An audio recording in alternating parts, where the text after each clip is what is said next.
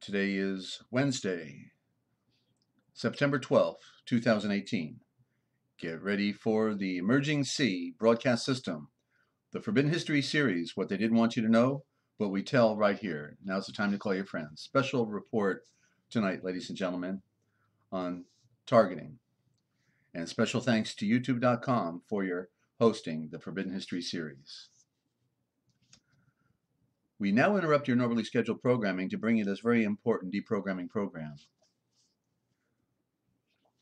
Please note that the following views and the opinions expressed in this program are not necessarily the views nor the opinions of the Master Force Group, YouTube.com, Free America Radio Network, our sponsors, our partners, and MFG is a private society. Nothing here is ever being construed as medical nor legal advice, nor hate speech. And listen to the Forbidden History prime time 7 days a week right here on the realpublicradio.net, because hidden beneath the sands of time lies the greatest of all mysteries. It's the Forbidden History. Unearth for yourself the secret truths that lie hidden just beneath the surface below our feet. What is it that the powers that be do not want you or I to know? Come and journey with us as we explore and dare to know, because it's all right here, coming your way 7 days a week on the realpublicradio.net, Free America Radio Network. It's what they didn't want you to know, but we tell right here. And hello, Ninja, good to have you.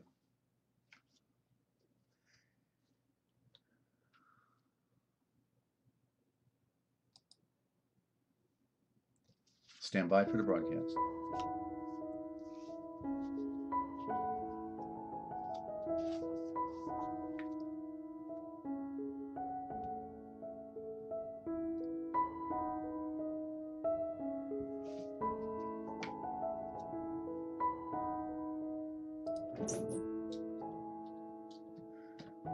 Coming to you live from Studio Z at the Lighthouse in Central Ohio, in the heart of Amish country, and Free America Radio Network in the land of dreams, enchantments, and nightmares. You better believe it. It's the Forbidden History series, a special report on targeted individuals, ladies and gentlemen, and hello to New York up there. That's right, we are the deprogramming program, ladies and gentlemen, because somebody has to do it. It is the battle for the mind. And who will win the battle? Well, it just depends upon which one you're going to feed. It can be light or it can be darkness, ignorance or truth. And it's the greatest maxim of all that the truth can set you free, ladies and gentlemen. So stand by. We have a friend of our network and a friend of our friends, the Deplorable Duck, and he has an experience with the other side like most people don't get the opportunity to have. And so he's going to share his experience with us tonight and let you know what it's like, okay? And so, you know, for all the things that great civilizations can create, there is really only one thing that they cannot create, and that is light, ladies and gentlemen. But the light will shine tonight. Let there be light was the first maxim, and light is truth. And once we can begin to comprehend the true nature of things as they really are, then we can begin to comprehend that there is nothing more to complain about. We just have to come to terms with the facts and the reality, and then we can deal with it, because we cannot deal with an illusion, with a lie. And you don't know what you don't know until you're listening in. You did tell your friends? Well, thanks for doing that. The best way to identify the truth is to identify the great lies of history, and that includes our modern time. And you know, the bigger the lie, the more the people, they just want to eat it up. Yeah, give me that big lie. I want the biggest lie you got. Supersize me, babe. And, okay, very good, Ninja, thank you. And that's right, they love that dogma. Yum, yum, yum, eat it up. And if you don't know where you're going, then any road will get you there. And that is the grand illusion, okay? And then you'll fall off the cliff at the end, and then you'll fall into oblivion. And you don't want to be there.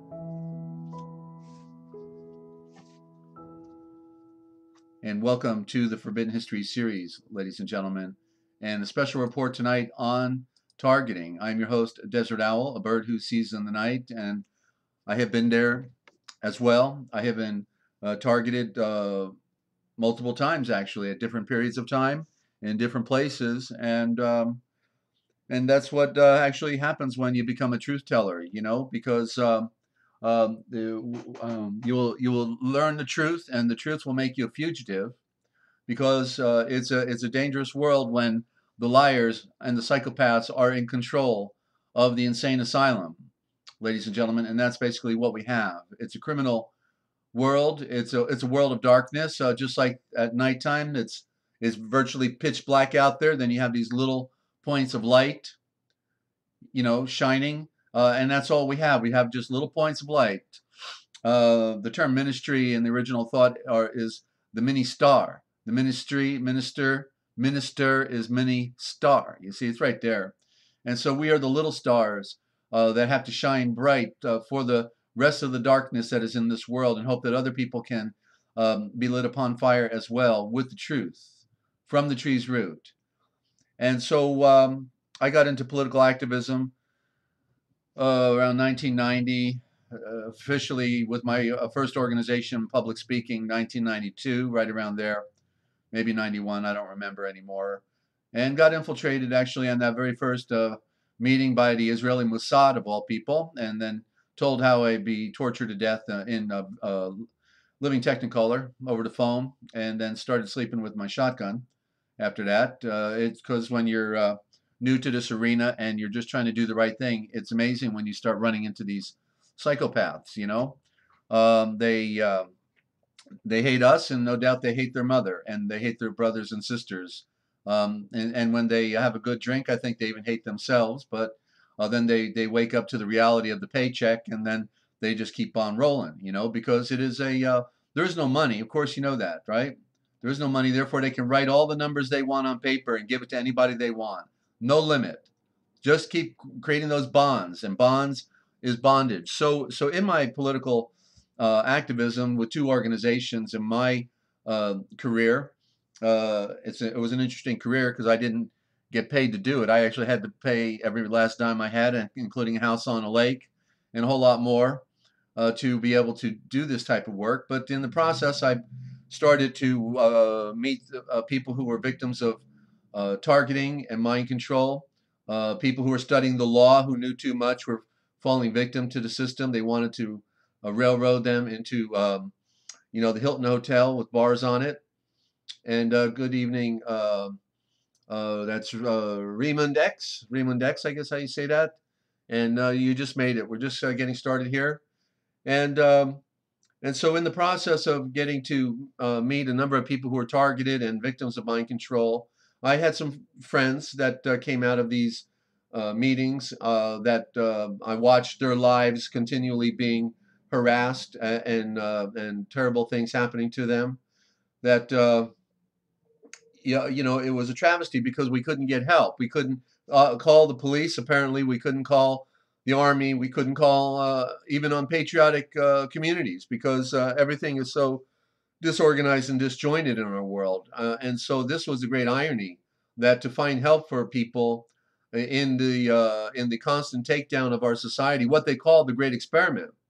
The great experiment. When they said that, they didn't mean freedom, because freedom is not an experiment. Living free from harm from others is not an experiment. The common law was not an experiment, but it turns out that this was just the plantation of experimentation, and we were and are the experiment in the great deception that has been going on from the founding of this nation, because it was the Illuminati, the Illuminate. Okay, just a word, implies enlightened ones, but we know they're in the darkness, so they're not enlightened at all. Just have key knowledge. But they founded America in May 1st, 1776, and their code word is Mayday, Mayday. Whenever they're in trouble, that's what the code word means, Mayday. Okay, because that's when they founded America. And then they had the phony discovery of America 2 months later on the 4th of the Jew lie, the Jewish banking lie, the Jew lie that led us all to think that we were actually some type of a free and sovereign nation, but it's a maxim of law that which is first is superior. And so the Illuminati officially founded America 2 months earlier, beat the phony July to the punch, and therefore it's the grand illusion. And so in the process of coming to reality with all of these things, that the Constitution was just a fraud, just another trick of the trade and the trap that they create. I was at one point getting on with conference calls with others that were on, telling their stories. And some people, they knew why they were being targeted, and other people, they didn't. Some people knew they were at the wrong place at the wrong time, and therefore they were now under the thumb of the unseen hand, so to speak. And then others, were victims of the mind control. And I saw the patterns with a lot of them under the mind control. They thought they were being taken into UFOs. They'd be stunned every so often at night in their bed, and then they're taken out somewhere. And the next thing, they wake up in the bed in the morning. And after they saw that bright flashlight shining at them, and they thought it was aliens, it was just a bunch of criminals, in their own little ships. Of course, they do have anti-gravity and the whole thing. It's the greatest show on earth, ladies and gentlemen, the greatest show on earth. And so I, at one point, after getting to know so many of these victims, I said, hey, would some of you be willing to get on international shortwave with me? And I had no problem getting volunteers, and I had about 8 of them at least willing to get on a program with me for 8 minutes each, a 1-hour international shortwave broadcast around the world. And they each got on, and I said, in 8 minutes, you give the thumbnail of what is happening to you, okay? And they each gave a short version of what happened. And so the next one, and at the end of the program, I said, well, you heard it here, ladies and gentlemen. You tell me, are these people crazy? How can all of these people from all different parts of America, not to mention in other parts of the world, have all of these sensational stories of being targeted and victims of, of government and the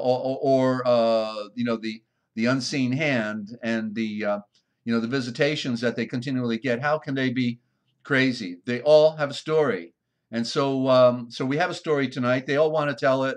And tonight it's Deplorable Duck, because apparently he's been targeted for all of his life, basically all of his life. And it's a tough way to go through life, especially when you're alone and you don't have anybody that can appreciate what it's all about, what you're going through, and what are the remedies, you see.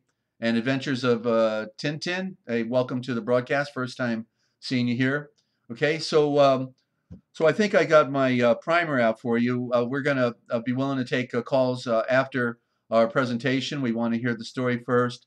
And the first up is Ninja from Australia, if she wants to call in, because she's associated with our friend here, and also she is a targeted individual herself. So I'm never really amazed when I find out that so many people that I bump into on the internet are targeted people, because that's maybe the only place they find where there's a communication with other people, perhaps of like mind. And certainly the Sky Watchers have woke up to what's going on, and most of our friends here are Sky Watchers. And hello, Mew Mew from down south of the border. Okay, and so don't forget to mute out your YouTube audio, Duck. But I'm going to go ahead and call you now.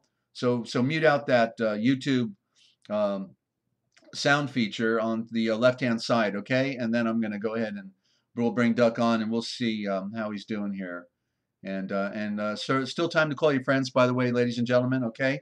Still time to call your friends, and we're hoping that we can get some support. We'll find out what the need is here with Deplorable Duck, but it seems pretty imminent, and so we don't need anybody to fall through the cracks here with so many wonderful people. I'm sure we can muster up some support. So let me go to Skype, and once again, mute out your YouTube channel, Duck, and let me go ahead and hit the phone here. And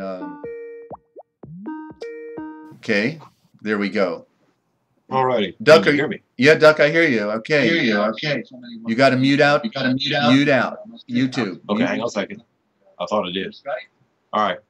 All right. Good. Testing 1, 2, 3. I think we're good. Those buttons are tricky sometimes, Duck. Well, I clicked the wrong things. Hey, by the way, just for the record, okay, when I was 16 years old, I saved somebody's life, and he turned out to be my best friend, and he was a duck called Oliver, and he followed me everywhere I went. Oh, yeah. Okay, so I'm in good standing with ducks, okay? All right. So Duck, we have you, and we got all of our technical stuff worked out. That was great. We can thank the Father above. So you have a a story to tell. You've been through stuff, and let me see. What am I getting a notice here? Hang on. Oh, okay. It's just giving me options here. So Doug, why don't we start at the beginning and just you know, and I'll follow you. We did a private interaction last night, and you told me your story. So I'll try to remember if if you're missing any points, or if we have to back up. And for anybody else out there, just take notes, and we'll be glad to take your calls after. Okay, your questions on YouTube or the chat. Hold the questions until after we get the story out, and that way we'll be able to answer questions. Okay, so tell us therefore how it all started for you, Doug. Well, I can go back in a little bit of childhood. I'll just touch on that briefly because it's a little bit weird, I guess, or anything. But my family moved to a location, and I was heavily influenced by a gentleman that was in the KKK. I was manipulated by these people quite a bit. Yeah, and start out, how old were you? Is that 8 years old? I was 8 years old, yes. Yeah, okay. And I was more or less forced to meet this guy by my father. I'm not sure what his motives was. I never did really understand it. But long story short, I went through school. I was in a Catholic school. I was a Baptist in a Catholic school, and it was pretty rough. And I lived in a Catholic area. I was a Baptist living in a Catholic area, so it made it kind of rough too. But anyway, I was like 16 years old. The day after my 16th birthday, I was approached by recruiters. Yeah. Okay, but before we'll hold that thought right there, because I just want to back up. What I have learned within the studying of the of the unseen hand running our world, that basically Catholicism got all of Protestantism back under its umbrella, and therefore basically all of the mainstream religions, Christian religions, but we can talk about the others as well. But the Christian in particular, Baptist, you name it, okay, are under the pulpits are run by the Jesuits and the Freemasons, and so therefore they're just another version of the other version, but they're all back under the auspices of the Pope, and we see the evidence of that with all of them going to Rome, kissing the Pope's toe or big ring or whatever. And so you were just somehow brought into that the Catholicism, because that's the higher echelon of Christian religion for the occult, and so basically, as I got the picture, your dad must have been somehow involved in the occult world, but you don't know the level of that involvement, basically, right? No, I don't. Not at all. My father was kind of closed-mouthed about a lot of things. I really don't know a whole lot about what he was involved in at the time. Yeah. Okay. So that's a mystery. All right. Gotcha. And he was raised in a Christian home too by my grandfather, but that's another story. I won't go into that. But basically, I was manipulated or guided when I was younger to a certain point until I reached 16, and by these people, the person across the street and other people that was associated with him. He was a member in an organization called the Knights of Columbus of Kentucky. And that's Catholic. That's Catholic. Go ahead. Yes. And there's all the letters, all the words were spelled with a K, which is KKK. Yeah, and I believe they're directly under the Knights of Malta. So that's a very key organization. Yeah. Yeah. There are Knights of Columbus are all over the world, but other places call them by the K of C, et cetera, et cetera. This one was the Knights of Columbus of Kentucky, the 3K, as we always call them. Anyway, I was guided, manipulated, whatever you want to call it, all the way through school by this gentleman across the street. Bought me beer, all that kind of stuff, buddy, all that good stuff. And, words here, words there, that kind of stuff. Then all the way through school, I was all around Catholic people. It's a Catholic region of the state, big Catholic region. Got to age 16. I'll go ahead and jump forward because, it's all doesn't matter. Okay, and hold on. For our new listeners coming in, I just want to welcome them. Welcome Jenny and Matt and others that I see here for the first time, not nearly normal.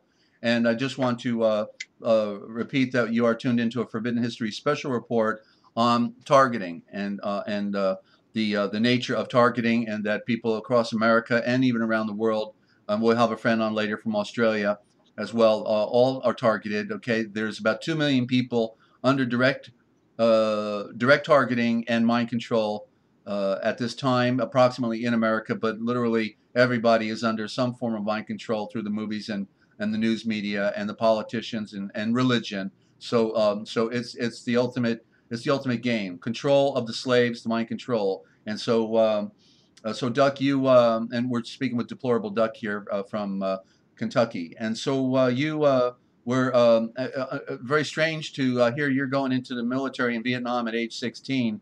So that was a special privilege, I think, because most 16-year-olds would not be allowed to get into the military, right? That's true. Yes, correct. At that time, they'd already cut off the draft, and they slowed down, operations in Vietnam and Southeast Asia. But my mindset, I guess, or resilience, because of everything I went through when I was young, I think I was more or less set up for that position or that role. To be honest with you. Yes, and what specifically were you doing? I can't go into that. Oh, you can't. No. Okay. Not what I was doing overseas. I cannot do that. Right. I'll ask one question. Was it drug related? No. No. Okay. I tied up loose ends. Yeah. All right. Tied up loose ends. With that, one more question, and you can say no or yay. Did it include wet ops? Yes. Okay. Okay. Well, that's about as deep as it goes, I think, right? Yeah. Okay. But they came after me the day after I turned 16. Recruiters. It was Navy recruiters. It wasn't Army or Marines or anybody else. It was Navy. Well, Navy is at the top of the military pyramid. They're the number one, and everything yes. comes under them. Go ahead. And so I agreed to go ahead and do it. Like 2 months later, they kept after me like every 3 or 4 days. They would come visit me at school or at home and everything. And so along about February or March, after my birthday's in December, so around February, March, I agreed, and my father agreed, and coerced my mom into it too. So they both signed the papers. After I graduated high school, or not graduate, excuse me, at the end of that school year, a month later, I was sent to boot camp and other trainings, some specialized trainings. And then I was sent overseas to take care of things. I worked for indirectly for a high profile government official. Okay. And I did a lot of things, I ain't proud of it. I ain't happy about it, and really, really bad stuff. But I got out, and I was sent back with a task to Kentucky and to basically stop the gangs from Chicago and New York and other places like that from infiltrating this area, because right where I live at is next to Fort Knox, Kentucky, which is, a big Army place. Mm-hmm. I was here to keep them from getting in, and directed to go ahead and set up operations to stop that from happening. And subsequently, we set up the Cornbread Mafia and run that for a while. Which would be a front organization, antithetical actually to the real mafia, in essence, right? No. Okay. No, not at all. You just didn't like competition. Okay, go ahead. The whole idea was to keep others out. Yeah. Completely. No competition. We controlled everything. We controlled everything pretty much all the way up to Jersey and south, quite far south. Mm-hmm. By the time I got out. The reason I got out is things turned bad. One of the guys that helped was in on starting it and everything. He got greedy or whatever. Maybe he was coerced into doing this, but he killed one of the other guys, and he put out a contract on me. And then a local law enforcement person that I was close to told me I need to get the hell out of town or they're going to put me back in prison. Right. But the reason we're going after you is because you wanted out? No. I wanted to redirect it back to where it was supposed to be. Oh. I knew he had killed the other guy or had the other guy killed. And so I was, raising Cain about it. I was saying something about it. Thank you, Crystal. At the time, I was involved with Whitey Bulger too. You were what? You're what? I was involved with Whitey Bulger from New Jersey. Wade Boulder? Whitey Bulger. Whitey Boulder? Okay. You can look it up. He was a big badass, basically. But anyway, we had set up operations here and run everything pretty good for a while. We was quite active and quite. Yeah. And about there. Anyway. About how old were you there? Hold on. How old? I was 19, 20. Just okay. So yeah, I got out early. After I realized what's going on in the military, what they was doing and everything like that. And, I was full. They filled me full of John Wayne crap, country, all that good stuff, patriotic, all that crap like that. Yeah, when you're 16 years old, you can hardly make a logical judgment call about all that was happening with you. Yeah, well, I was kind of a big John Wayne fan anyway. Yeah. But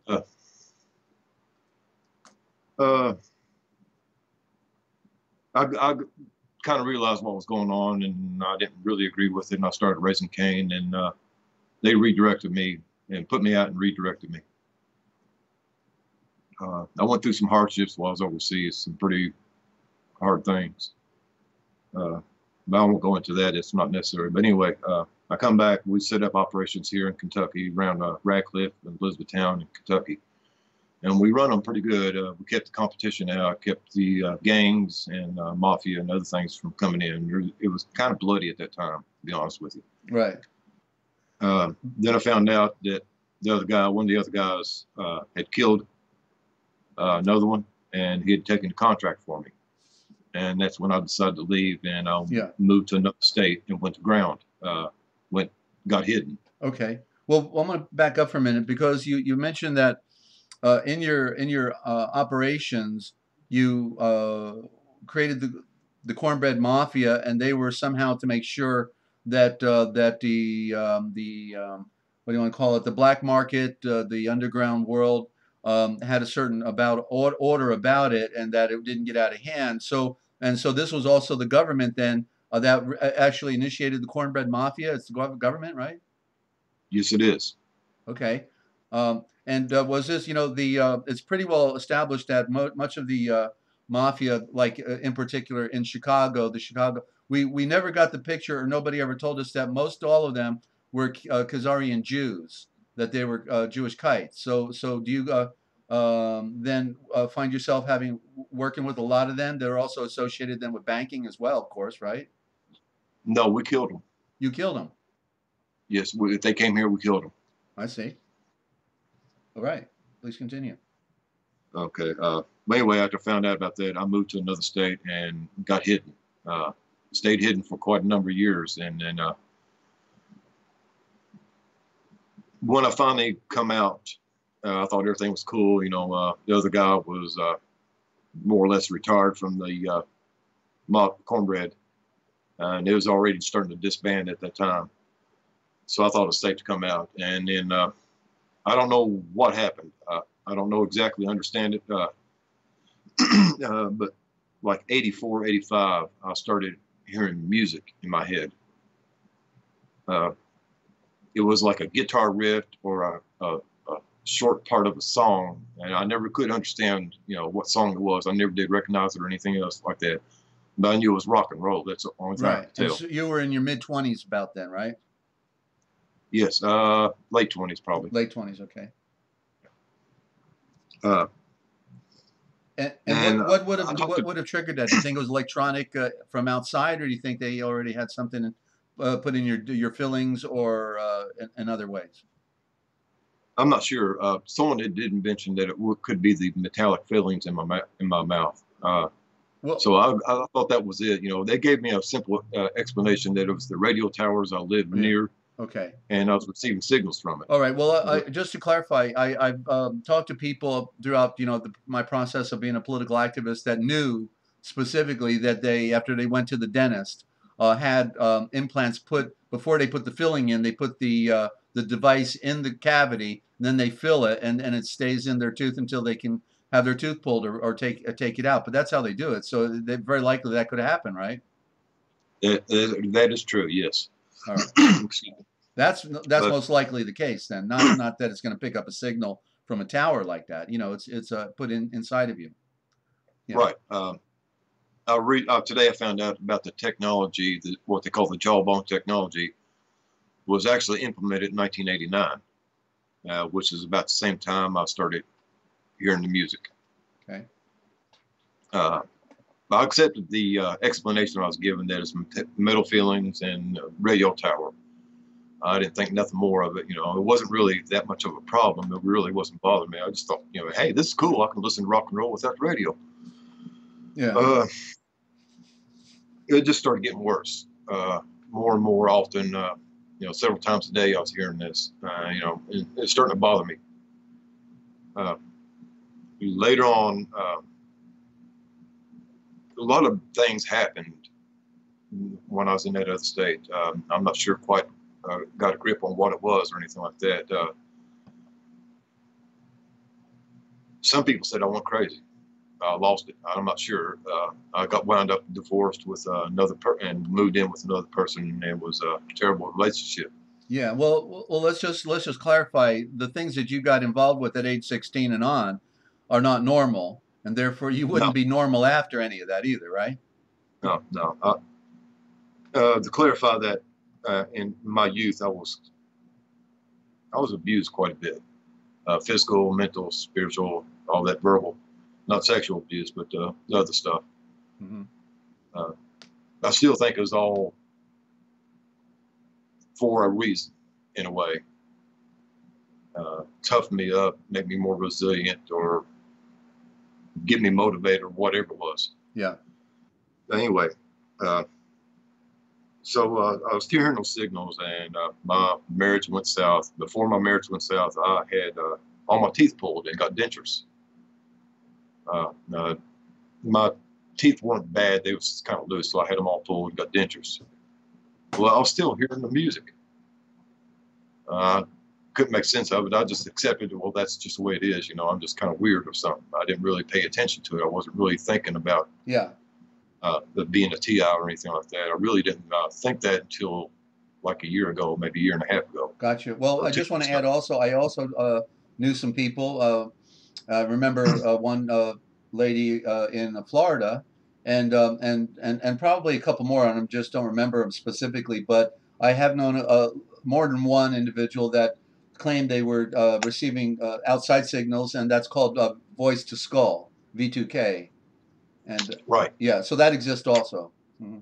Yes. Well, that came out in 1989. The jawbone or voice to skull technology. It was in 1989. I saw the blueprints, the patent, and the schematics, all that today. Yeah. Someone sent it to me. Mm-hmm. Yeah. Bad relationship. I'm not sure what it was about. It caused me a lot of problems. I had 3 at the time. I thought it was heart attacks, but it turned out they was heart seizures. That's what the doctor said. I had a number of specialists look at me, and they could find no reason at all for it to happen. They did MRIs, angioplasties, the whole 9 yards. You know, everything they could think of, blood tests, everything. They could find nothing wrong. And I thought that maybe they just, you know, it's quacks. The heart specialist did a paper about it. I don't know, you know, I just quit, you know, they wasn't helping me, so I didn't really stay around them too much. The relationship went bad in that other state, and I moved back to Kentucky because didn't have anywhere else to go. But I got here, and about 5 years ago, I started hearing frequencies. I thought it was just my hearing, you know, talk about people with these, I forget what the name of it is, but they, you know, they hear a sound, a hiss or whatever constantly. I forget what it's called. But I kept telling the doctors, that's not what I'm hearing. I'm not hearing a hiss. I'm hearing a frequency like a stereo on, but not playing any music, you know, that electronic sound. That's what I was hearing. I kept telling them. They said, no, you're hearing a hiss. They told me what I was hearing. I told them, no. Well, that was the VA, of course. And throughout the cycle, they convinced me I needed to see a mental health specialist, and I did.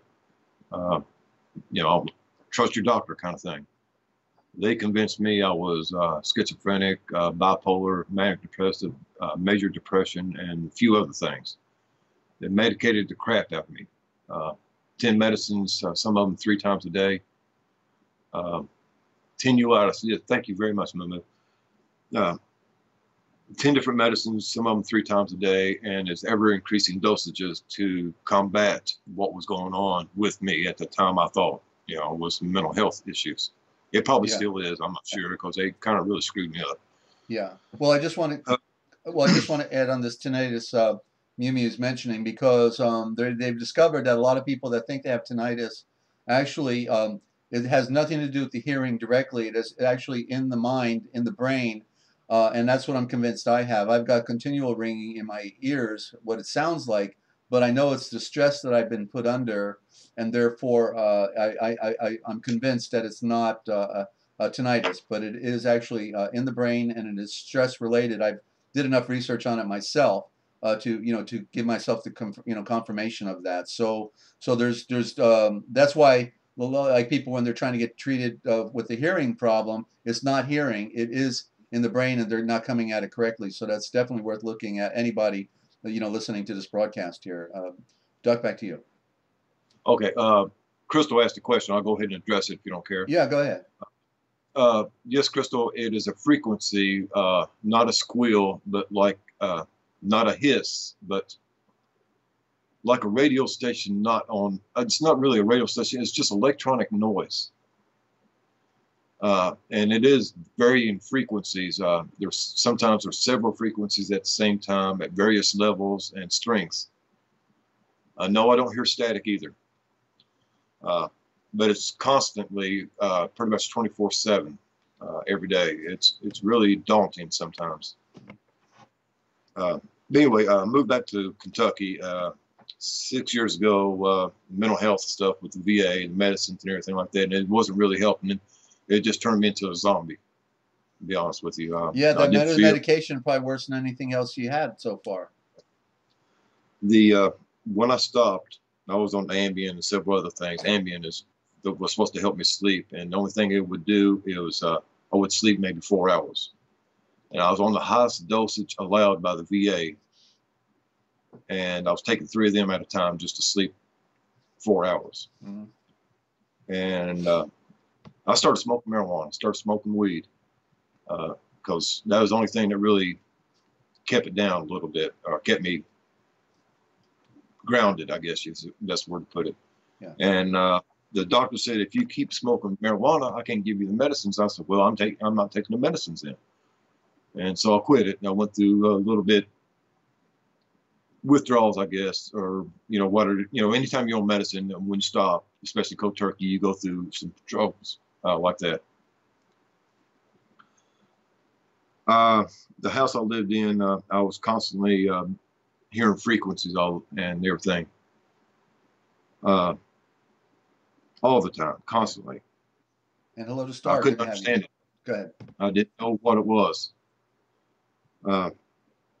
until I started looking into the frequency, the 5G networks and stuff like that, and talking to some of the people that's in my streams themselves, and they've helped me realize exactly what it was.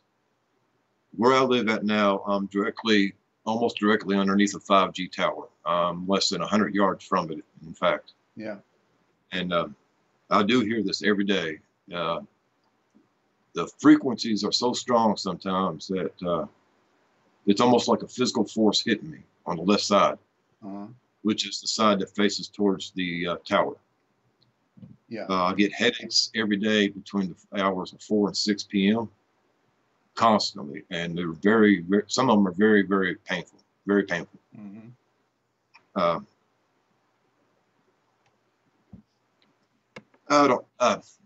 People said I can do this, that, and the other to block it and everything like that, but I've not tried that. I might have to, or move away from here or something. I don't think moving really is going to solve it, to be honest with you.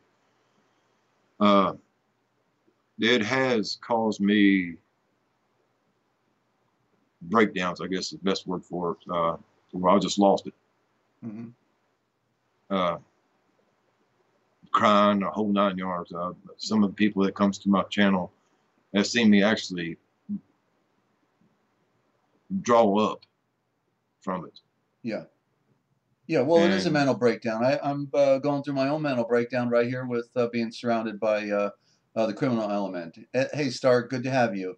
What the mental breakdown, it's not like an emotional breakdown. A mental breakdown is when you just no longer can do the simple little things that everybody else can do. It's just, so for me, I at least can still broadcast. You know, I have no problem talking.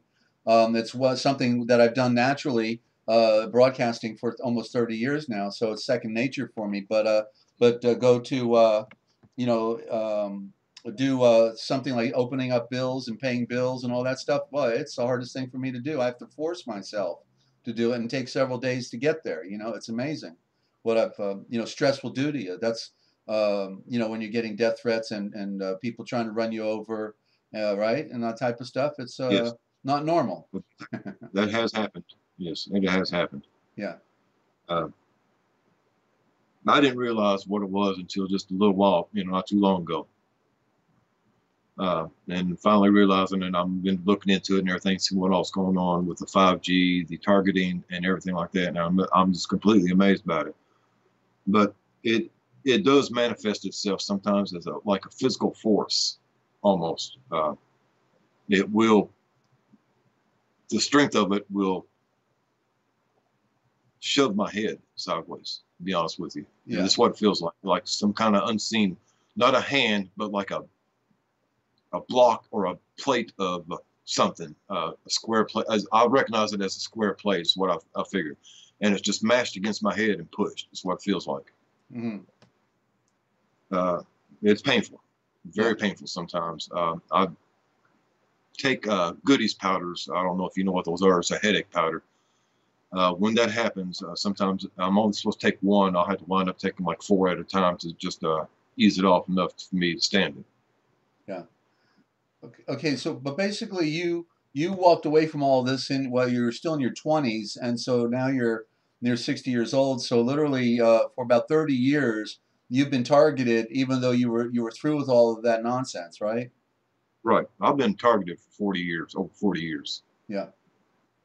Manipulated, pushed, guided, whatever you want to call it, for over 40 years now. Yeah.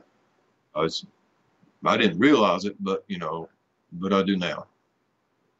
Yeah, and with all that's happened, so it's obvious they have another division of operations where the people that maybe know too much, have been in sensitive positions or what have you, then they have a way just of tracking them, monitoring, and perhaps keeping them down. I've in my study of targeted individuals and the amount of people they even have working them, like half a dozen people sometimes, is that they have to keep their military, if we can call it a military or quasi-military operations. They have to keep their skills honed, and so they'll just have them work on innocent people that weren't even in a situation like you were that was sensitive. I knew a lady up in Maine, a friend of a friend, and just turns out she was being targeted. We used to talk on Skype, and then I find out the rest of the story. And when she'd go out, they would come into her apartment and change new clothing for old clothing or new appliances for old appliances, and then be gone. And then she comes home and knows that something's not right. And she go to the police. There's nothing they can do about it. And so they just went in there like a game and constantly were doing it. And so the only thing that would explain something like that, she knew it was her neighbors apparently, but couldn't stop it. And it was just part of the thing she accepted. She accepted the inconvenience. Couldn't do anything to, I guess, move away. She's a lady on her own, and so I see that just like McVeigh, when he was wanting to be a Special Forces Green Beret, they told him instead, Timothy McVeigh, no, we want you to quit the military, and then we're going to give you special operations. And then he was used as a front for the Oklahoma City bombing and was a military operative and not a real patriot like he pretended to be. And so that's another story for another day. But So with you, obviously, you would feel that you have an agency that's on your tail all the time, right? Would that be true? Yes, I am watched. I actually seen them across the street, parked, and that's not in the middle of the street, but on the side of the street across from me, watching me. Is a white Navigator. I've seen it several times.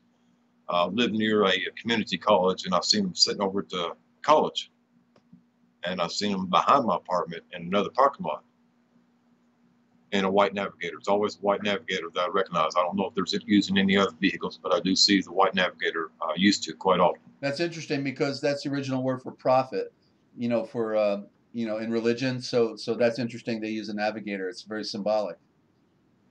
Mhm. But I'll go back a little bit. After I got here, you know, things were kind of bad for me. I bought a scooter, moped for me to get around on. I was pulled over and arrested for going too fast on a moped. So after all that was over, I got rid of it and got one that would go slower. I was pulled over and arrested for going too slow on it by the local police. I've got a history with local. I got a history with local police here. Yeah. Uh, Yeah. well, I got all through that and everything. I just said, well, I'll do what I need to do. I'll get by the best way I can, walking, bumming rides, whatever. And that's what I did. Well, I moved out of the house I was in to my apartment here with the tower. And since I've moved here, I've been picked up 3 times by the local police, stopped while I was walking twice by the local police and a state policeman. The other day, I was sitting here doing stuff, YouTubing a little bit and everything like that, and I got a phone call. It was a long ago friend. He told me, he said, you need to get the hell out now. And I know this guy really well, and he don't bullcrap around. So I gathered up what I can and got out right away. Barely locked the door up and got down the street, and I stood back and watched. The white Navigator and 2 black Suburbans pulled up and went into my apartment. They ransacked it. A couple of people seen the pictures of that I sent them about what was here when I got back. Stayed gone for several hours. I was scared to death, to be honest with you. I thought, these were going to end me, to be honest with you. Yeah. I really thought that was going to happen. But I got to thinking about it. I talked to somebody about it and everything like that. And I realized, I'm jumping ahead. I'm sorry, because that's what I do. When I was living in the house before, I woke up one morning. I worked in a factory and I was kind of, roughshod in it. I did a lot of things. I usually got bruised up and everything like that. But I woke up one morning, I had 3 holes in me. One was on each arm, on the backside of my bicep, in the same place on both arms, identical places on both arms. Mm-hmm. And I had a hole in the back of my neck. I didn't think nothing of it. I thought maybe I'd done something I didn't remember, to be honest with you. But they didn't heal up. It took over a year and 4 months for them to heal up. Then I started finding out stuff about implants, biological implants and everything like that they've been using for a while. And I feel on my arms all the time trying to find if there's anything there. And I can't find anything, but on the back of my neck, I found something. I had my neck broke when I was younger, while I was overseas. So there was a big bunch of bones back there that's kind of fused together because it wasn't really fixed. So pushing in between them and everything like that, I found a lump of some kind. I've not gone anywhere to have it looked at or taken out. The only people I can really go to is the VA, and I damn sure ain't going to go to them about this. And most of the hospitals here, there's the Baptist Hospital, Norton's Hospital, and another one. I'm pretty sure they are connected. So I don't really want to go to them. Oh, yeah. But anyway, like I say, it took over a year and 3-4 months like that for the holes to actually heal up. And since then, the frequencies has been worse. Anyway, back to current. It was a few weeks ago that this happened with the Navigator and stuff like that came in. I left, and I got down the road, I got away, and I got time to sit down and think a little bit. Well, with these implants in me, they could have found me anytime they wanted to. I mean, even if I'd run across the country, they could have found me in an instant. Just down the road, they would have known within 5 minutes exactly where I was and where I was going. Yeah. There's no doubt about that at all. And I realized then that they didn't want me specifically. If I was here, yes, they would have gathered me up. But I wasn't. So they got what they wanted. And I'll go ahead and tell you, I had a thumb drive with a lot of dates, names, and places on it. It was locked up in my safe.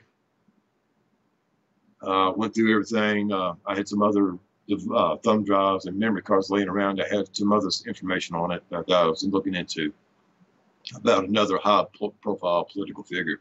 Mm-hmm. I really like going after them. Excuse me.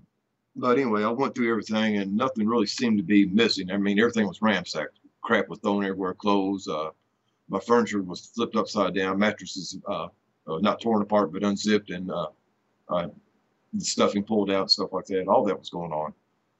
Furniture moved around, different rooms, everything. And I got to thinking, well, if they didn't get the ones that I had on the table, which was ones I was working on at the time, mm-hmm. What was they after? And so I went ahead and looked in my safes. I got 2 safes. And at first I didn't notice anything missing.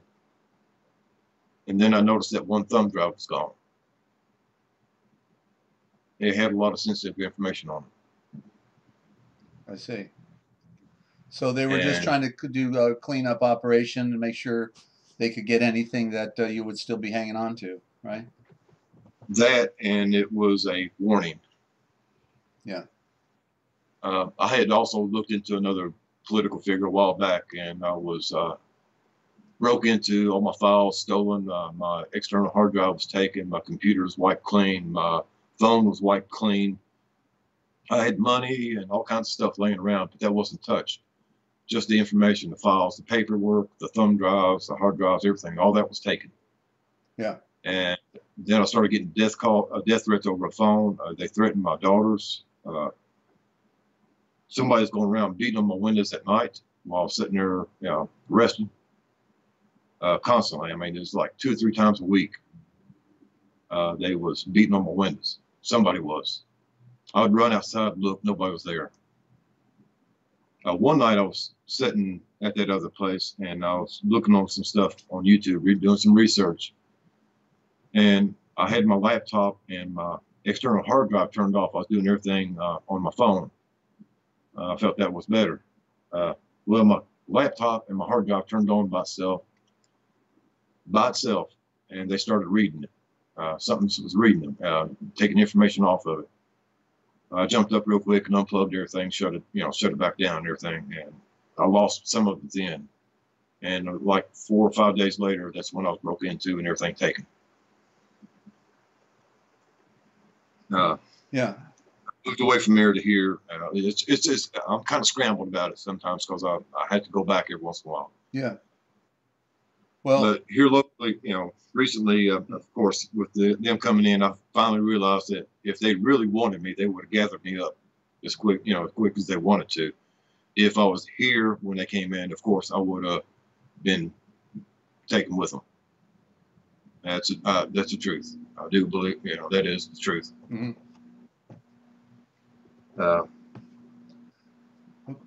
And now I'm still hearing the frequencies that are ever increasing even more. Usually I hear about 7 at the same time every day. Yeah. It's really got me messed up. It keeps me confused quite a bit sometimes. And right. Well, I was very surprised to find out you were not on disability, SSI, because you're highly qualified, and I told you need to pursue that. The situation right now with Duck is number one. We know that that talking about this isn't going to solve the problem, but certainly he's wanting to make public awareness a part of this story so that people can appreciate his situation as well as what others are going through. It's indicative of ultimately what we're all going to be going through with the 5G, and not to mention concentration camps, being lied to by the the controlling opposition of Jewish media and the politicians that serve Zionism, world domination. So we were declared the enemy in 1933 through the War and Emergency Powers Act, when banking took over, Jewish banking took over. So that's what all this Zionism is about in Israel, pseudo-Israel, as we proved here every week, that Israel is not the original Israel. Israel doesn't exist anymore, basically, and these are just surplanters that have come in. But apparently, Duck, you're going through a difficulty because you don't have normal income coming in right now, so you are behind a couple months on the rent, and you're looking at this weekend being possibly put out. Is that correct? Yeah, I have Friday, and I'm So out. Friday. So I wanted to bring them on to immediately, as soon as possible, to let people know that, and if anybody out there can help them out, then it would be a noble thing to do to help a brother out. We are our brother's keeper, after all. And so, if you would give out your contact information, and we'll continue the discussion further and bring on Ninja out in Australia. But right now, let's give out your information that you want, Duck, your phone number, your email, PayPal, way to get their PayPal donation to you. Okay, well, my email address is dtdurall@gmail.com. All right, do it again That's the slow. I'm doing it with you. DT, as in David Thomas. DURALL. Okay, that's DT and then DURALL. That's correct. At gmail.com. Gmail.com. Okay, I'm going to say it one more time. That's David Thomas, David Uncle, Richter, Alpha, Leroy. That's correct. At gmail.com. Okay. Phone number is 270 Right. 401 2636. That's 270-401-2636. That's correct. Okay. And go ahead. I don't know how to do the PayPal thing. I'm kind of new at that. Well, they would get your PayPal with your email. Is this the email associated with your PayPal account? No. Well, it's one of them, yes. The other one that's associated with the email account is... No, PayPal account, right? Okay, the PayPal account is dt_Durrell@yahoo.com. Okay, so it's just an underscore in between DT and Dural, right? Yes, that's correct. David Thomas _ David Uncle Roger Alpha Leroy at gmail.com? Yahoo. At Yahoo. Yeah, I have two accounts. Right, so we just need the email for the PayPal, and that's DT_DURALL at yahoo.com, and they probably needs at least $500 to satisfy the landlord to take the pressure off them. So really, friends, if you can help them out in any way, that would be fantastic. All right, every little bit counts, even if you can only afford $5 or $1, or $10, that would make a difference. Certainly, people in the days ahead, then next couple of days, you're going to hear this, and this will allow him to stay in his in his house while he's working out. Hopefully getting your application going on your SSI, and because you just don't have anything coming in right now, I guess. No, I'm down to like $9 now. I met a guy today. He was kind of hungry, so I bought him something to eat. Right. Helped him out. Wonderful.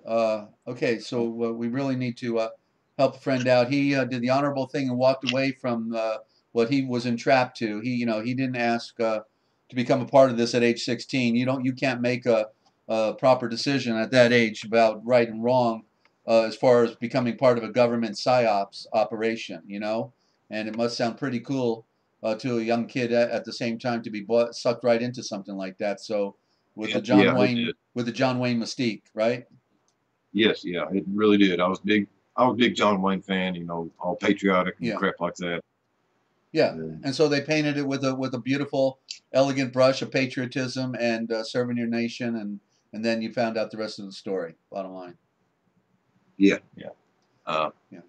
like I say, I really feel awkward doing, putting things up like that to ask for help. It really bothers me because I've always done things myself. I've really never asked anybody to help me or give me anything. I've done everything myself. So this is really kind of hard for me to do. Well, no doubt. Um,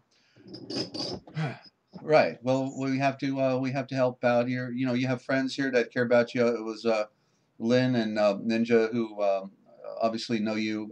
I didn't know you, but I heard your situation, and because you were on our chat a day previously, and then I learned a bit more about you, and I thought, well, geez, you know, if he's toughing it out, then let's help him out. That's what we're here for. That's what I've been doing all these years with broadcasting. I thought we could save our nation back in 1990, and you know, roll up our sleeves and go to Washington and kick the bums out and get back to our private lives. And then I found out the rest of the story that the what we call the New World Order is really the Old World Order, and it's been with us from the beginning of the Aryanism that goes back to the ancient Watchers who fell, and so we're just you know, in an occult world. It's we have no idea how bad the you know, the occult world really has a control. Like there's really people that think they can still, you know, throw the bums out. Like I've been there, done that, and then I see people today coming along saying, "Come on, let's throw the bums out," and they don't get it that we're dealing with a global array of secret societies, just like okay, Freemasonry. They're in every nation of the world, every city in every nation of the world. And it's a secret military order. They work under degrees. The upper degree commands the lower degrees, and they've got to follow orders or they're in trouble. You know? Right. Well, I recently did some investigation, I guess you call it walk around, and I found some Masonic and Illuminati symbols in this town right here. Yeah. I was surprised Hey, Liz. that they was there, but yeah. And I tried to upload them to YouTube, and I was completely blocked from doing that. I could not. They wasn't allowing it at all. Right. Right. Okay. So we're really you know, I learned the rest of the story that this is their world. It's a world of darkness, and we embrace the light, and then we learn the truth. We're not from this world, and we have to, you know, come to terms with our true nature. That we are not biologically part of this world. We were created by the great Elohim, and who, you know. The Aryans came on this planet last about 10,000 years ago, 8,000, 10,000, give or take, and that we have to come to the waking up of who we really are, and then know this is not our world. And the beauty is the Spirit of life, the Great Spirit, the Holy Spirit, wants to you know, help us out as well. So you know, you've got big help if you can pull it all together, Duck. You know, I know it's you've been kind of spoiled with the you know, the way the world religions are, but you know, there is a true spirit that is behind it all, and that loves you and loves everyone, even the psychopaths apparently, you know, but I think there's little hope for them. But for us, we, you know, the more persecuted you are, the more you can connect. You know, he's ready to connect with you. So keep that in mind. And so we have Ninja Cat standing by. And Ninja, you're on with us here on the special report on targeting, and also known as T.I.s. That's targeted individual. And you are one as well, apparently, right? Yeah,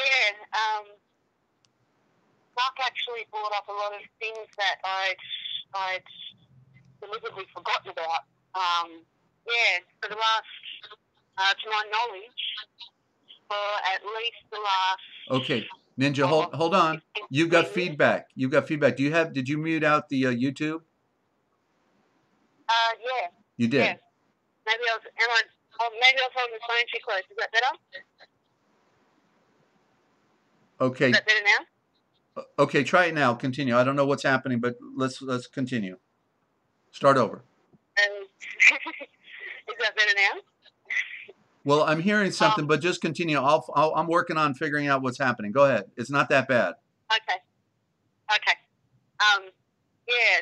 To my knowledge, for at least the last, say 16 to 17 years, a lot of my life,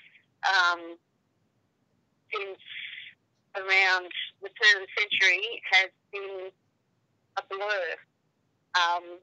So that's why I say Duck mentioned quite a few things that I'd forgotten. I've always been a sky watcher, been obsessed with the sky my entire life,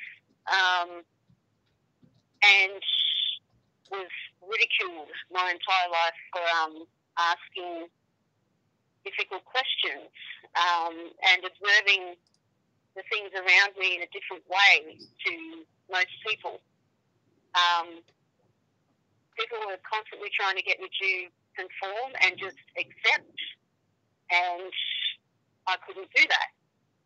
I didn't know why I was different. I always felt like an outsider, and was fascinated with anything weird, anything that everybody else accepted that felt off. I was fascinated with. By the time I got to the age of 20, I was right into researching UFOs and tried to find answers through astronomy. The two subjects did not go well together, I found out. When I moved to Canberra, I joined the Canberra Astronomical Society and got to use some of the large telescopes at Stromlo Observatory. It's now been burnt down, unfortunately.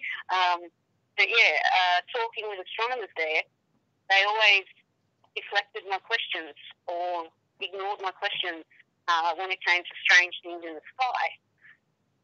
They didn't want to know.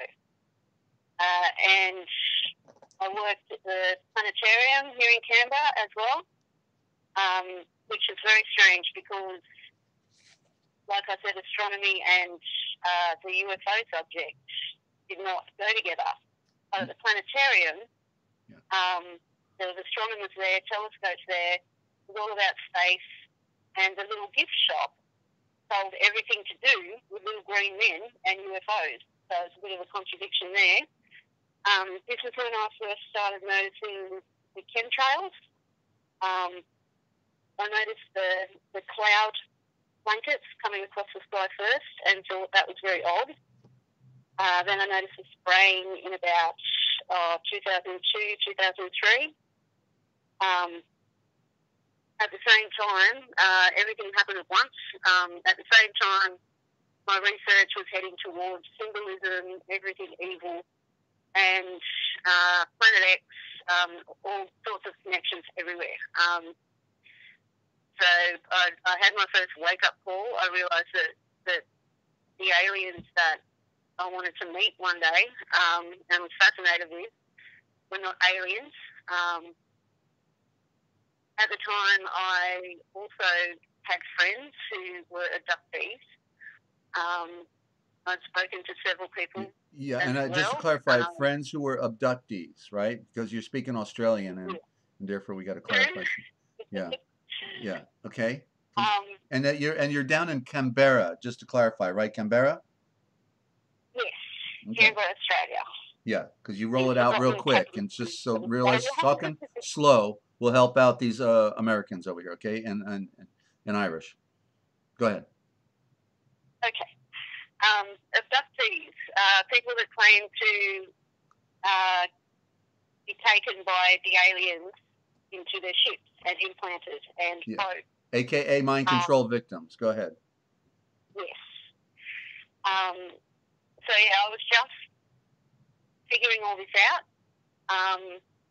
At the same time that I noticed the chems, it was all like everything, all the information was flooding in. I started asking questions about what was happening to the sky. I called air traffic control. Now, wait a minute. This was your first time reaching out, right? Yes. Yeah. Yes. I find this an intriguing story, so please speak up. Go ahead. Yeah, back then I was a bit more bold.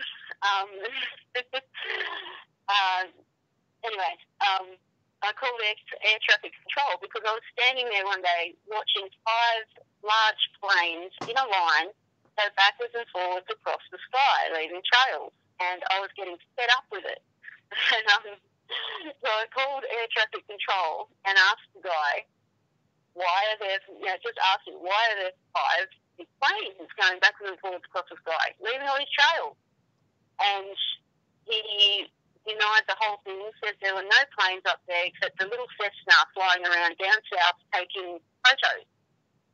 And I persisted a little and said, well, I'm standing here looking at the planes now. There's 5 of them, 1, 2, 3, 4, 5, above my head. And he still denied it. He said he couldn't see it on his radar or any of his equipment or anything. And, that's when I realised how elaborate the whole situation was. Like, I just learned of Agenda 21 back then as well. I was given a video that showed everything that's happening today. The fake alien invasion, all the symbolism, the geoengineering, all the weather events, just everything that's happening today. I've watched it play out, and since then, I now know I've been targeted. It started with the gang stalking. And how long was that after? How long was that went from when you called the air traffic controllers? Almost immediately. Okay. Almost immediately. Thinking back. So we can put 2 and 2 together. Whenever you see something wrong out there, don't call the authorities, right? Do not call the authorities. Do not. Do not. Run. Experience. In other words, run, right? Yeah.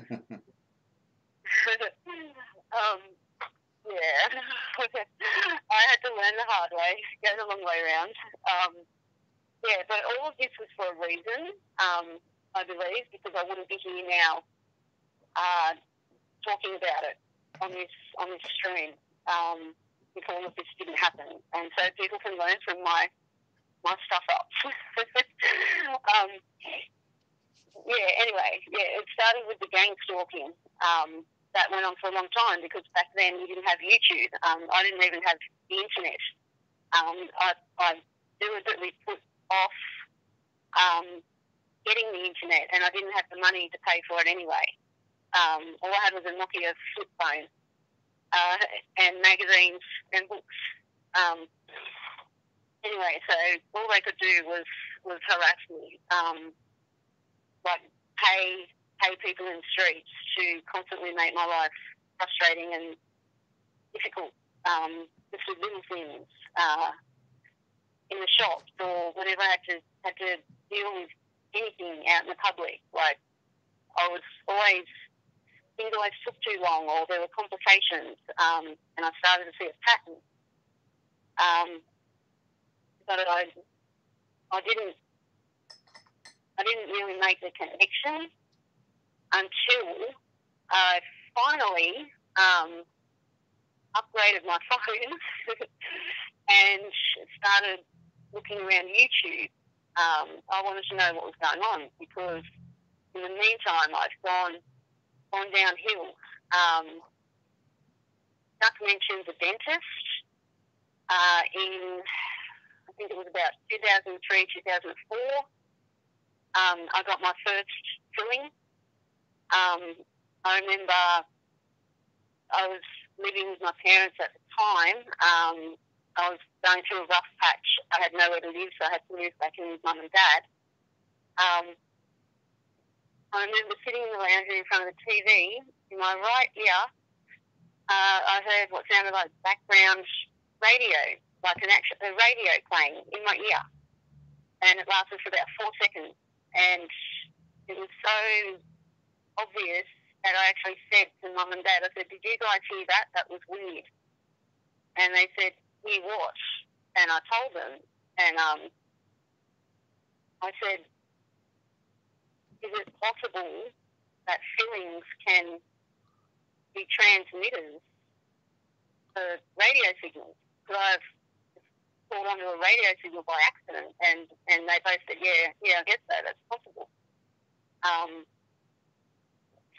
But I would say highly unlikely, and that's probably a diversion story, just like, they Yeah, have yeah, other, like, don't eat salt, or don't eat egg yellow, because when it's really good for you. Everything they tell us, it's the opposite, right? yeah. But I also think that's relevant because it also confirms to me that they can use these frequencies. Yeah, and I was reminded of the music. I've had the same thing, but not consistent. I didn't make the connection until Duck mentioned it. And I've had, where am I up to? Yeah, downhill. I managed to get myself a job and moved out again, but I moved into a housing flat. When we looked at the property, it was through during the day, of course, and it was nice and quiet, and seemed okay for a housing flat. So I moved in, and it was okay for the first 2 days. And then I quickly started to notice that next door was a heroin dealer. So the traffic there, people traffic was 24/7. There was yelling and screaming, people knocking on my door all the time, knocking on the wrong flat. And it just went from bad to worse. I've always been extremely sensitive to, I guess, what I know now as frequencies, other people's feelings and everything. I used to take all of that on board. I've had several nervous breakdowns because of it. And the negativity in this neighbourhood really upset me the first few weeks living there. I would just crumble in tears, like, because I could feel it all, and it just crushed me. It's like, how can they do this to each other? And then I realised that upstairs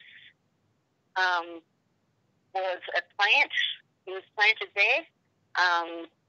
At the time, I started looking at YouTube and the internet, and discovered all the information about T.I.s, and was making connections.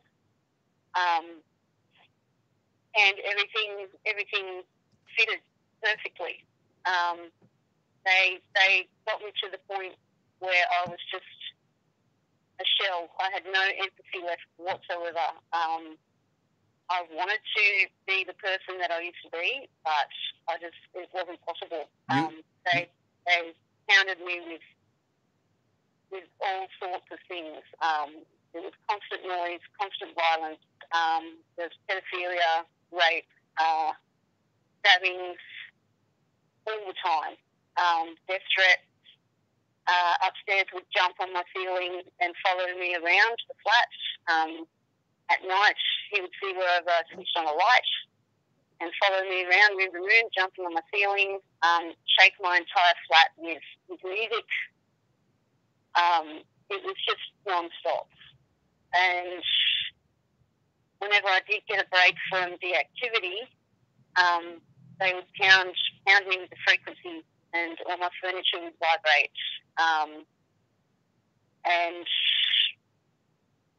yeah, it was pretty awful. Yeah, and go ahead. And well, you had said, when we connected, that you had basically shared this with nobody until you connected with our network. Is that correct?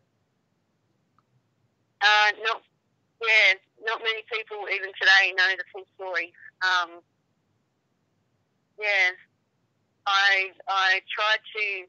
I didn't know where to go for help. I made so many complaints to housing, telling them that this was affecting my health, it was killing me, and they would deflect all the time. Same with the police. I was starting to look like a crazy lady with the police because I was calling them so often. So I had to pick and choose when I called the police, even if I felt unsafe in my own home. I had to had to pick and choose. That's how I felt. I had to spread out the phone calls. And it was like ask your mother, ask your father. Like housing would refer me to the police would refer me to housing. I even called the Environment Protection Agency to try and at least get the noise from upstairs to stop, and couldn't get anything happening there either. So I thought I could solve it off. And also, before all this, I went through a time where I was right into raves and party drugs and smoked a lot of pot. A lot. I let it consume me. I let it rule my life. And moving into that little flat, I saw what drugs were doing to people 24/7. And so I managed to stop all my drug use while I was living amongst one of the worst neighbourhoods in the capital city of the country. Wait a minute. What was that last thing you just said?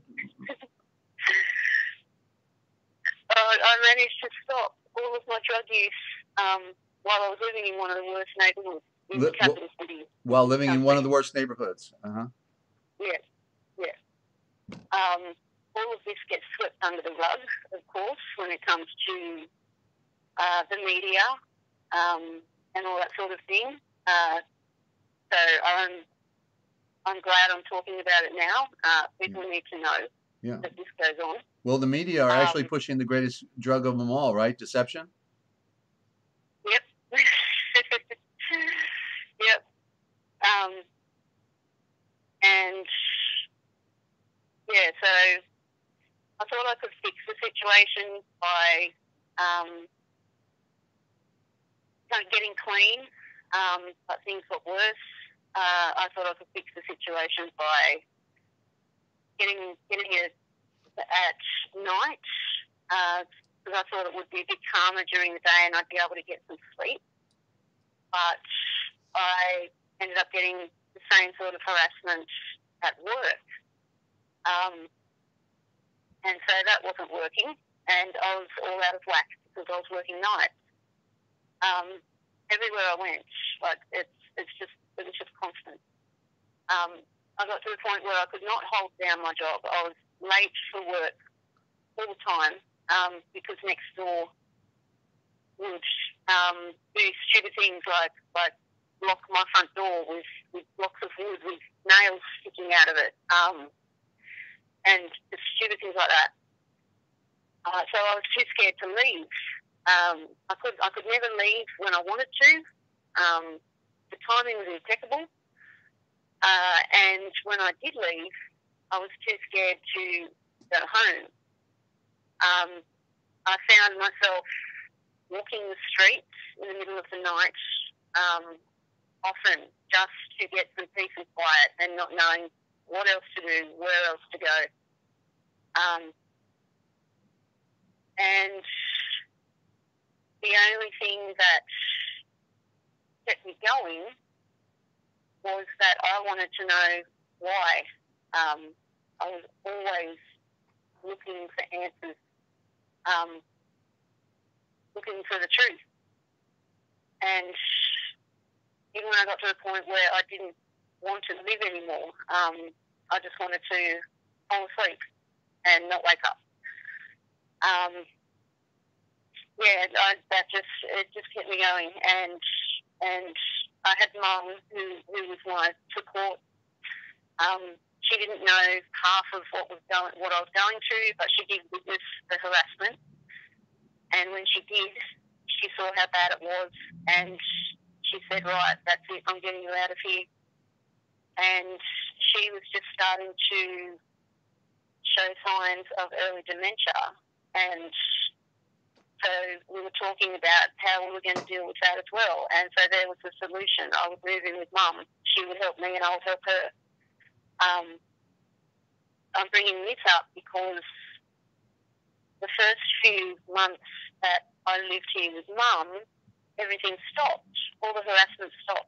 There was just a little bit of frequency in my head. And then they found me again. They can't really do the gang stalking because it's a quiet neighbourhood and we don't go out much. I think there's one lot of neighbours that could be in on it, but I'm not sure. It's a lot better here than where I was. But the frequencies have stepped up. The closer I get to the truth, the closer I get to the light, the worse it becomes. They were attacking me while I was listening to Duck before. And they like when you're down, they swoop on you when you're down and enhance everything. Well, that's what they do with me anyway. If I'm having the slightest doubt, they hit me with confusion. If something in my life is making me feel sad, they enhance that. They enhance everything. Mostly the sadness. They just, it's hard to describe, but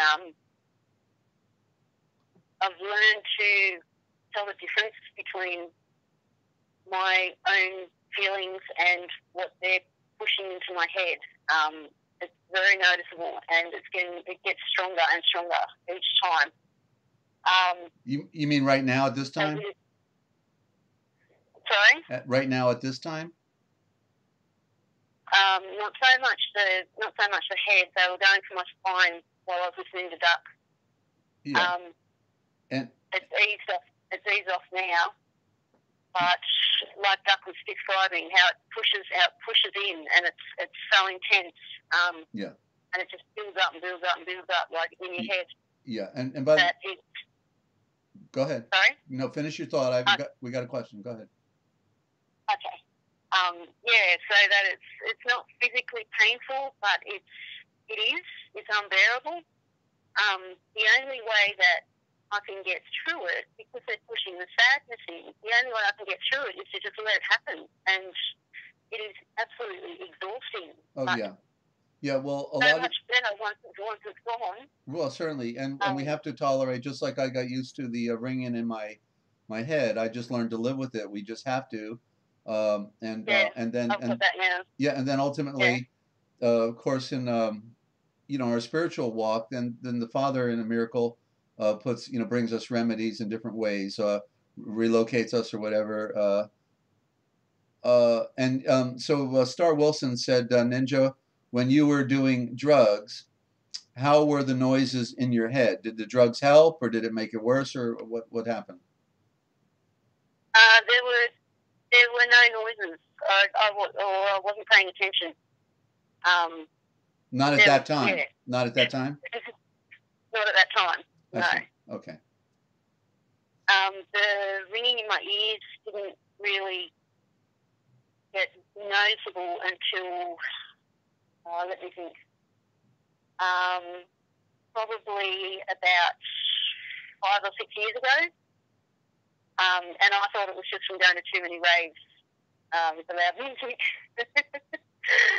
But I don't think so. I don't think it's from that. Yeah. They fluctuate. There's little beeps, there's little Morse codes, and I don't know, whispers and whistles and all sorts of things going on. Right. Yeah. And by the way, I just want to give out also the Skype for Deplorable Duck, because if anybody overseas wants to reach him, they may have to use Skype. And so his Skype, and he's still on Skype. He's just letting Ninja tell her story, and he's going to come back and join in when Ninja's done talking here. But Deplorable Duck, as you see his chat, it's that's the name of his Skype. 2 words, Deplorable Duck. Okay, and Skype, and it should say he's in Kentucky, very possibly there. I haven't looked, but I think it probably does. So just Skype him from wherever you are in the world if you can't get him by his phone. Okay, and please continue, Ninja. Okay, you just reminded me, triggered another memory. And then I think I'm almost done. Thank you for your help, Lynn. Lynn's heading out. We'll see you again. Okay, bye, Lynn. Love you. When I finally got the courage to start my channel and upload videos, the frequencies increased then. And I remember exactly when they started with the sadness. It was when I started really seeing what was going on with the sky without having to film it and look back at what I filmed. I can just look up and see straight through all the deception up there. And it was that day when I looked up and realised this. They just pushed on the sadness, because I looked up and I thought I was feeling for the whole planet. I was just dreading what was coming, and they enhanced it. And so that's when that started. So the more truth I seek, the more truth I find, the stronger the attacks get. But they can't win. They're not going to win. And I just want people to know that as hard as it is going to get harder, but we're going to get stronger as well at the same time.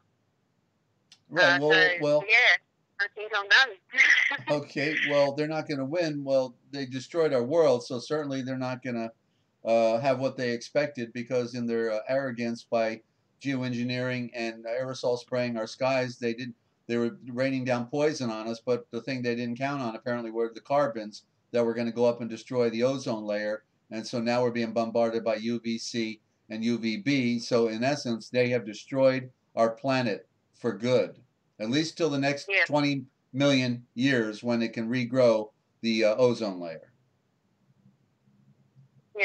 Yeah. So the joke's on them. The good news is we have eternity if we connect with our maker, and and so I hope everyone does do that. And we have a lot we talk about right here on the Forbidden History series. Just check the programming that started on June 21st. If you follow from the beginning, you'll be up to a lot of the code that I reveal on the broadcast. But let's bring back on, while you're on with us, Deplorable Duck. Duck, you want to add anything to what Ninja has been sharing with us here, or anything else you want? Everything. I don't guess there's a whole lot to add to it. Just reinforce what Ninja was saying. I do emphasize, I feel for her, because I'm attacked also at the same time. A lot of things go on. Some things I didn't even mention. I keep thinking about. Maybe I should have, but excuse me.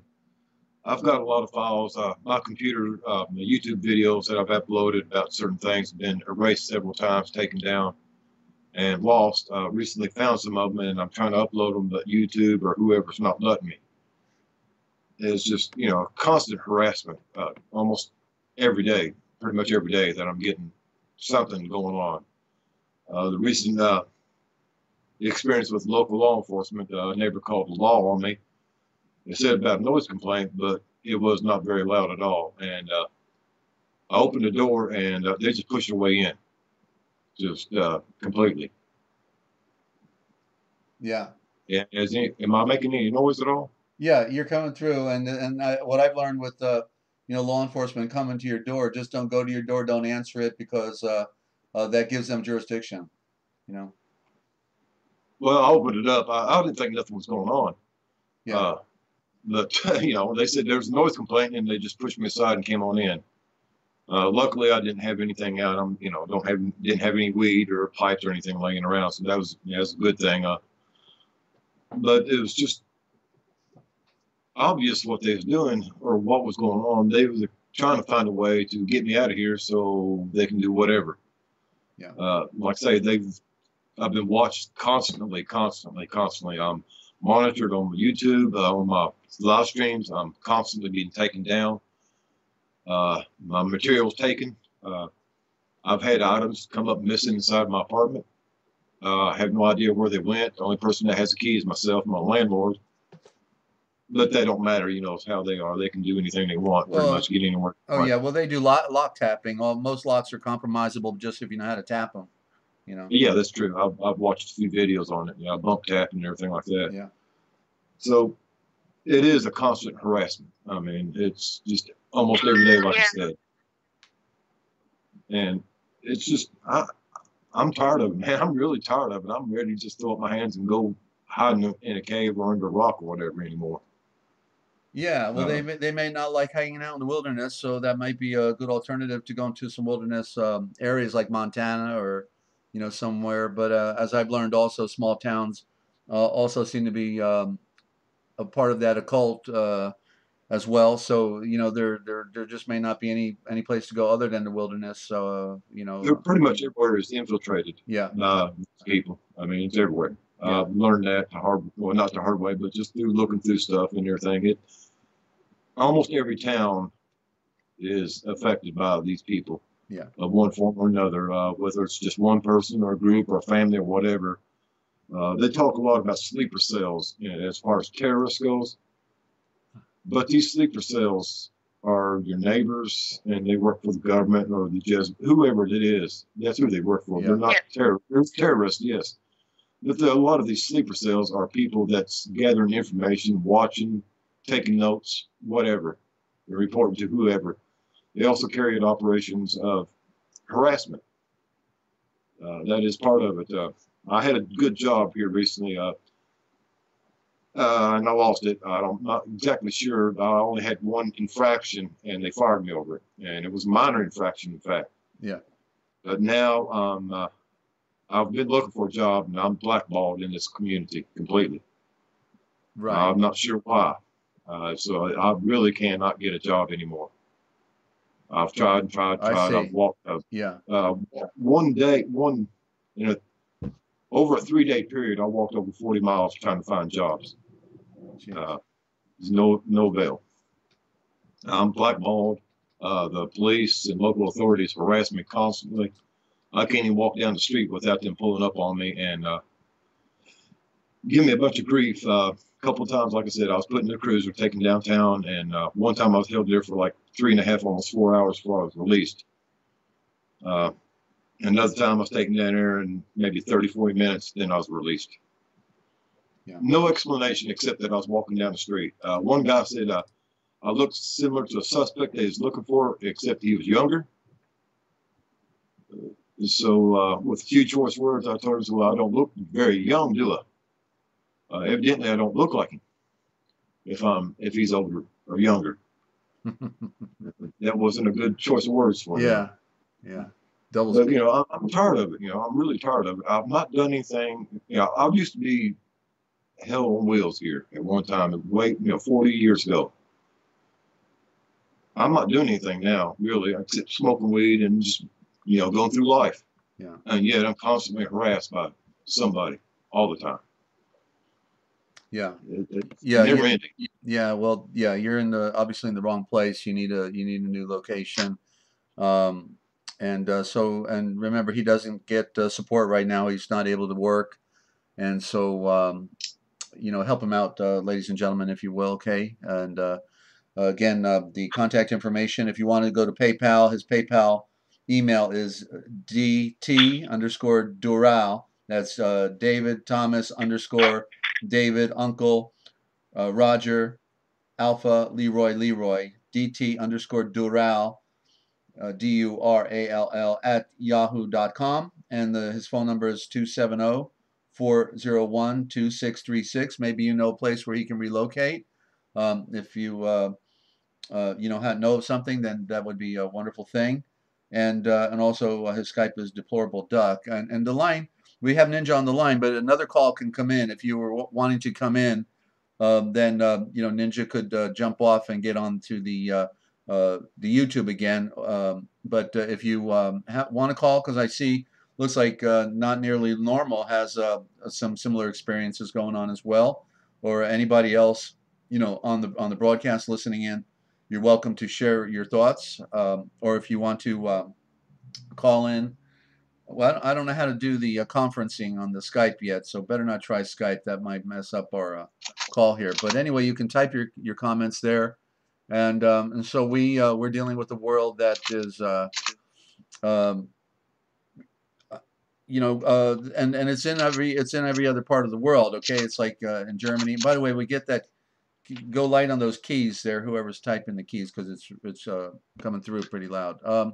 So it's a it's like I've talked to a friend in Germany we have, and it's all the same thing. In Germany, it's we know South America is real bad. It's really bad down there. It's so we're all going down in flames. There's no nation that's immune. I mean, if we want to talk about worse, I guess China would be about the worst, what they've done to their people, and what they're doing. And the censorship, of course, also is great. So we're hoping that we can just bring public awareness to this, and perhaps you are listening into this broadcast somewhere down the road, days later after it's been produced, and you can still contact us, or you can contact Duck, and we can empathize with your situation, and perhaps we know other answers to your dilemma as well. Everyone's trying to find solutions. Certainly, to be in this together is a beginning for that. We are a brother's keeper, and so don't forget.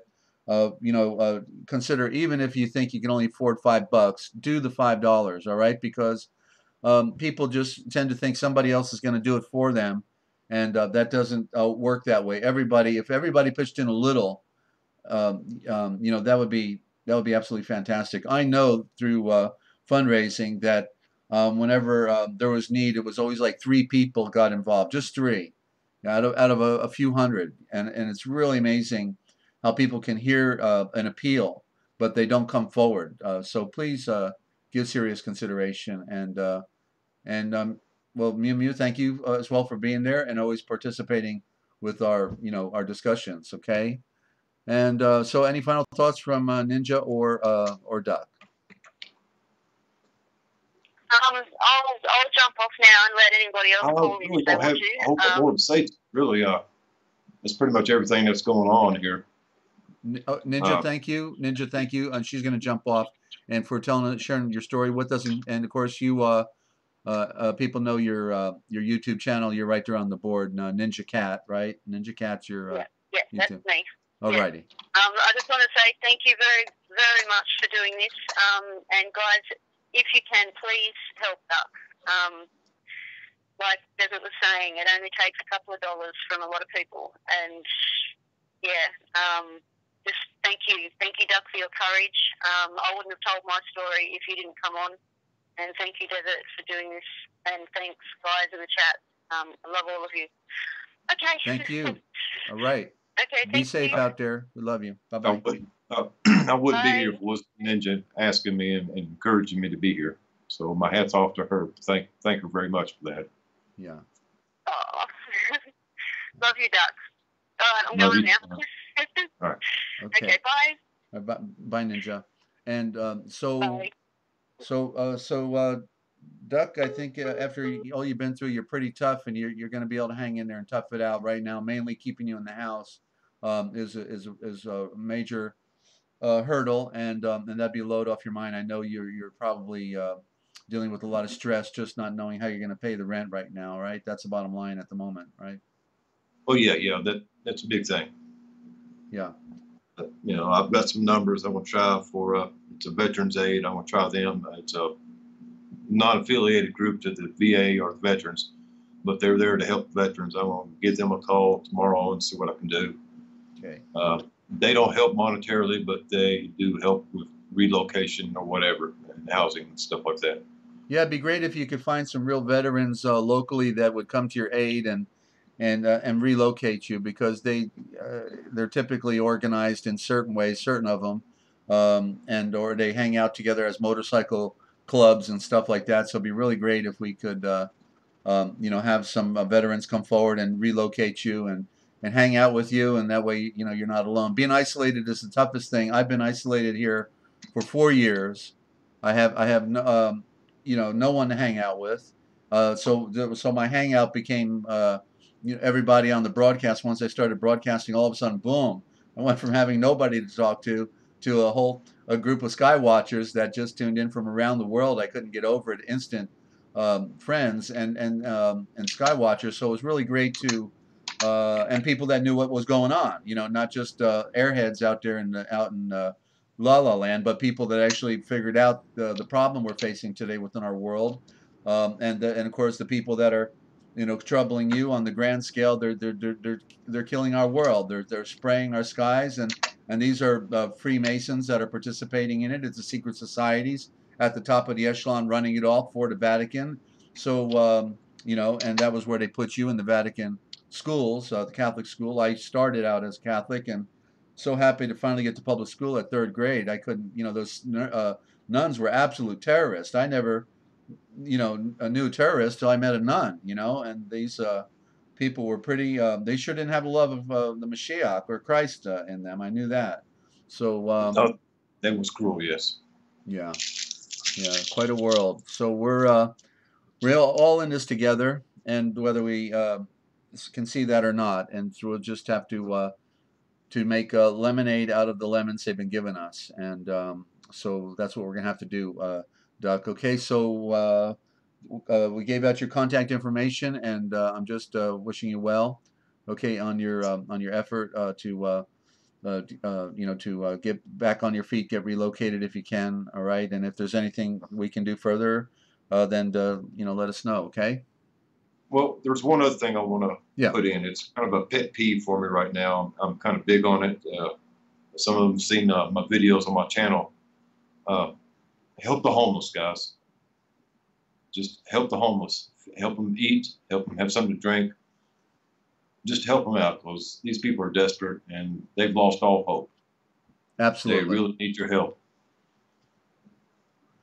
Yeah, and also and there's a couple channels that are out there with the homeless. I watch one of them. I don't remember the name of it, but I when it comes up, boom, and I'm having lunch, I sit and I watch it. I studied the the plight of the down and out, and I want to hear what they have to say, and then I post my my comment, and I always try to figure out how can we help all these people. There's just so many of them. It's absolutely unreal.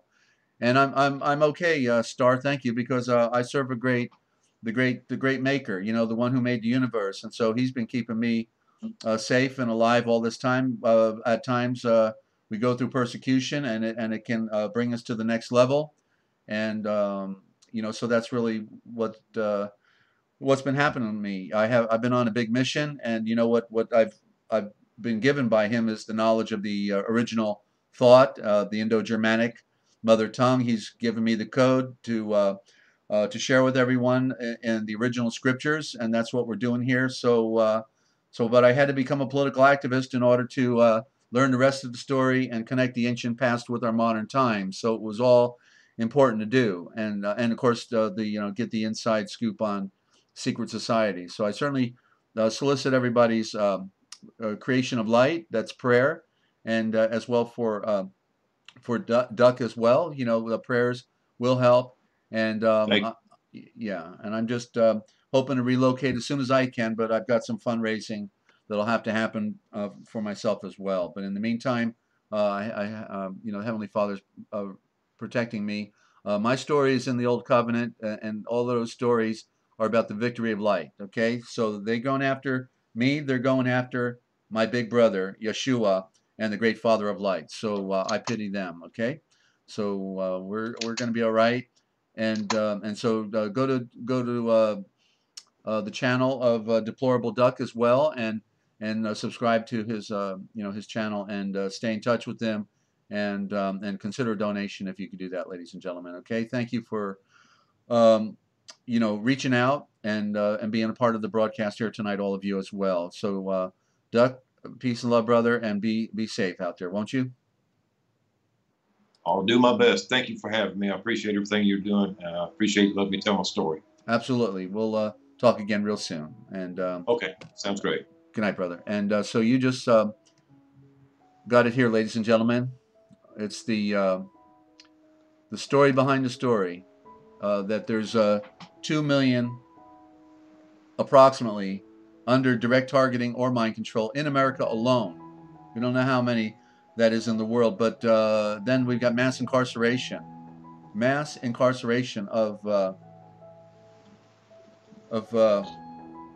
innocent people. The majority of people in prison today are innocent, about 70% of them, and we've got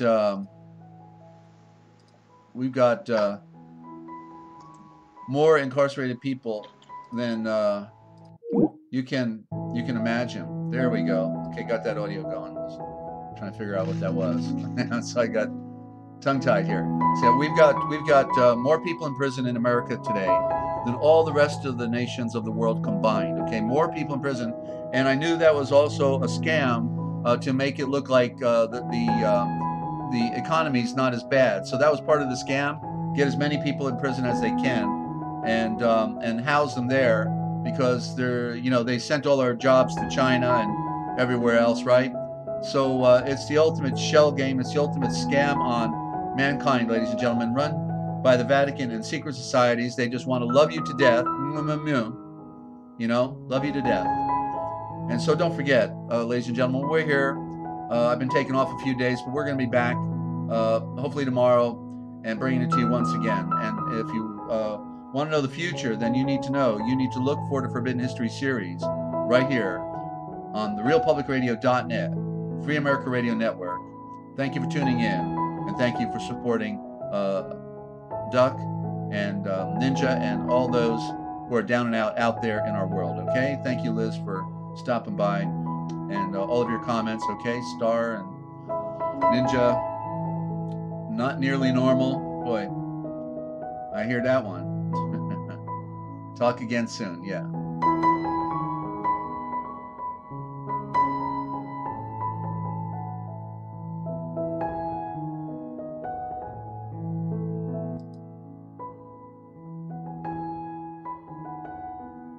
Mew Mew, thank you. And don't forget, tell your friends. After all, you wanted to know, didn't you?